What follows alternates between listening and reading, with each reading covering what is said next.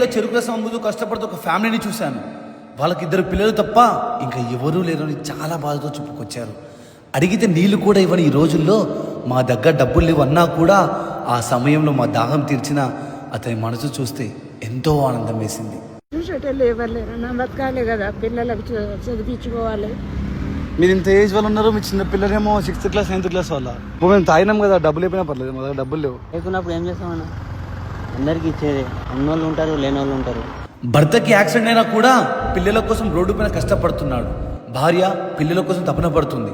వాళ్ళని చూడగానే నాకు చిన్నప్పుడు మా అమ్మ నాన్న గుర్తొచ్చారు. మొన్న 2 నెలలే కింద పడినా ఇక్కడ బొక్కలు ఇరిగింది. అబ్బా, అదే ఎందుకు చేస్తున్నారు అంత ఇదేంటంటే ఎవరు లేరు అప్పుడు చేసుకోవాలి కదా నా.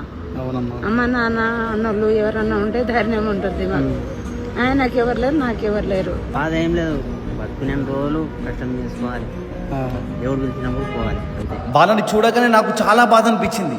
పిల్లల కోసం ఈ ఎండలో కష్టపడుతున్నారు అని. అందుకే నా వంతు సహాయం చేద్దాం అనుకున్నాను. అమ్మా ఇగో వద్దన్నా. తీసుకోవద్దు, వద్దొద్దు.